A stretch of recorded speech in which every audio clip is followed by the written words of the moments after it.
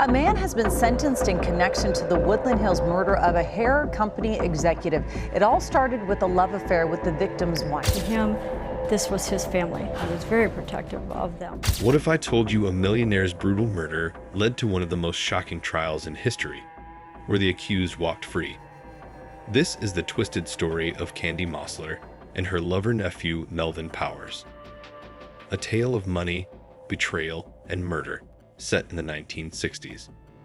When Jock Mosler, a millionaire banker, was found stabbed 39 times, all eyes turned to Candy. But what happened next? Let's dive into this insane true crime story. Introduction and greeting. Hi, my beautiful friends. How are you today? I hope you're having a great day. It's Murder, Mystery, and Makeup Monday. Every Monday, I sit down, do my makeup, and talk about a true crime case that's been on my mind. If you love true crime and makeup, hit that subscribe button. Today's case is wild, full of love, money, betrayal, and murder. We're talking about Candy Mosler, a socialite, and her millionaire husband, Jock Mosler, who was found stabbed 39 times. But the real twist: the prime suspect was her own nephew lover, Melvin Powers. This is a case of greed, scandal, and justice denied. So grab your makeup, snacks, and let's get into it. Context and background. Let's go back to the 1950s. Candy Mosler was a glamorous woman, known for her beauty and charm. She married Jock Mosler, a wealthy banker who owned finance companies across Florida and Texas. Despite being 20 years older, Jock adored Candy and gave her a luxurious life. A 28-bedroom mansion in Houston and vacations in Key Biscayne, Florida. In 1961, Jock, worth $33 million, saw a tragic news story about Leonard Glenn, a man who murdered his wife and left his 4 children orphaned. Feeling generous, Jock and Candy adopted the children. To the world, they were a picture-perfect family. But behind closed doors, cracks began to show. Jock was a workaholic, and Candy wasn't happy. Then came Melvin Powers, a 24-year-old with a troubled past, and everything changed forever. The main event. In 1962, Candy's 24-year-old nephew, Melvin Powers, moved to Houston. Fresh out of jail for fraud, he sought help from Candy and Jock Mosler, hoping for a fresh start. Jock, unaware of what was coming, offered Melvin a job and even let him live in their mansion rent-free. But soon, whispers of an affair between Candy and Melvin spread. Despite being blood relatives, they shared a secret, passionate relationship. Candy later claimed it was revenge because she had discovered Jock was gay. By 1963, Jock became suspicious. He fired Melvin and kicked him out. Furious, Melvin warned, "One day, I'll own this mansion."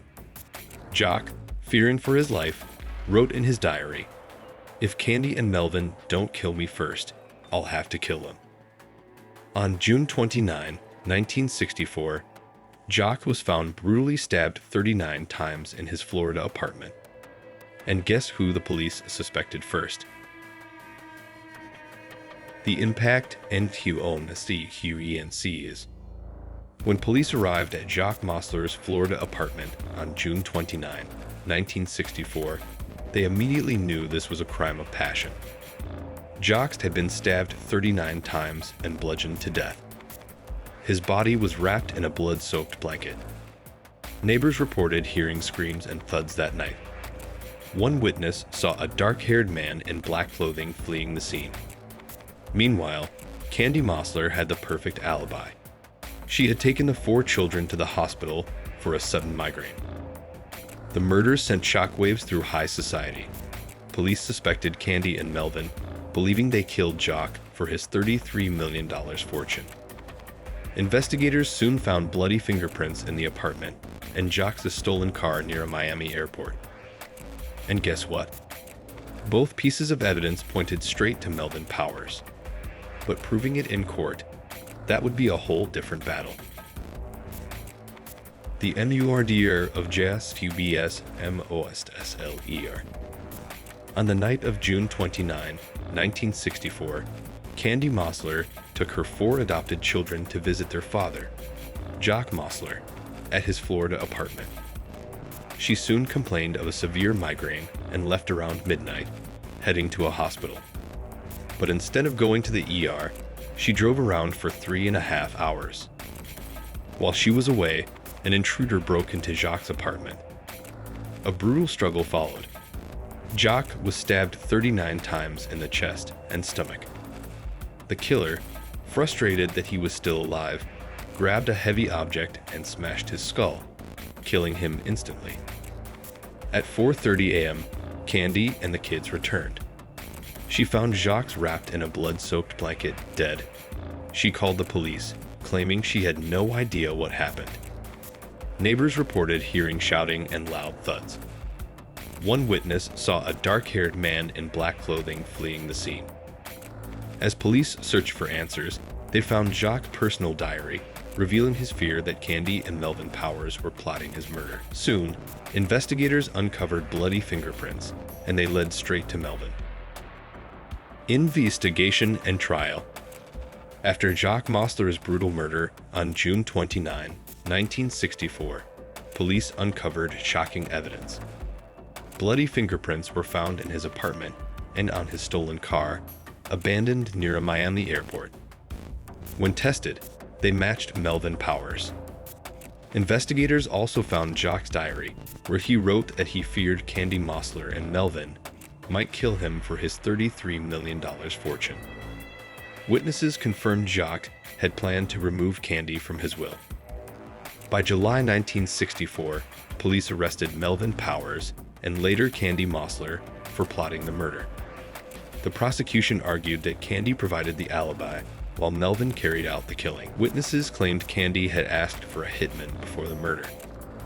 The trial began in 1966, lasting over 16 hours. Prosecutors presented photos of Candy and Melvin's affair, their lavish vacations, and financial motives.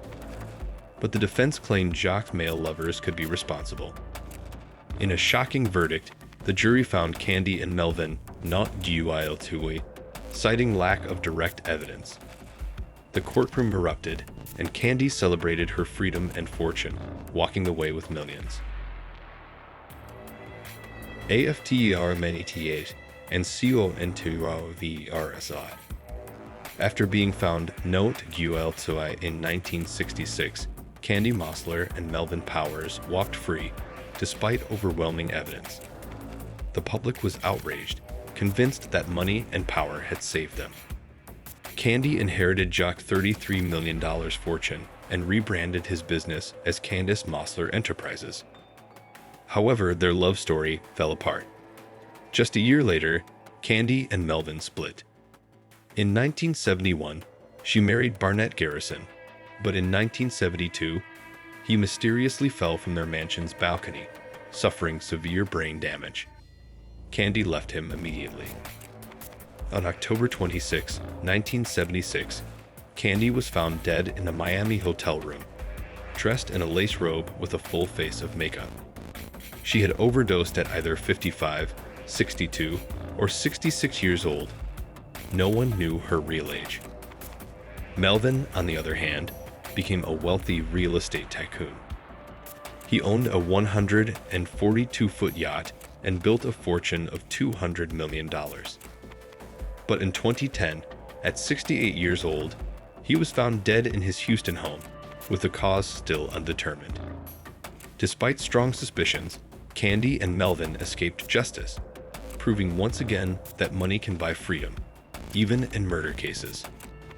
The Candy Mosler case remains one of the most shocking true crime stories of all time.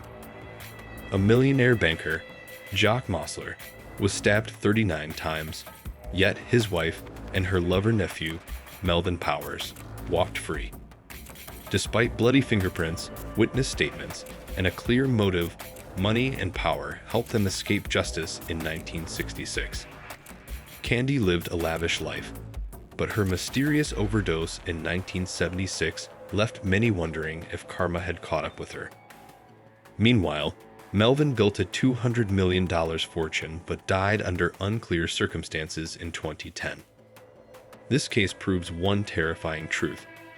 If you're rich, you can get away with anything, even murder. What do you think? Was justice served, or did the system fail? Let me know in the comments. Stay safe, make good choices, and I'll see you next time. And that, my friends, is the insane story of Candy Mossler and Melvin Powers. A tale of greed, betrayal, and murder. What do you think? Did they really get away with it, or was justice served? Let me know in the comments. If you enjoyed this story, don't forget to like, subscribe, and hit the bell icon so you never miss a new murder, mystery, and makeup Monday. Stay safe, make good choices, and I'll see you next time.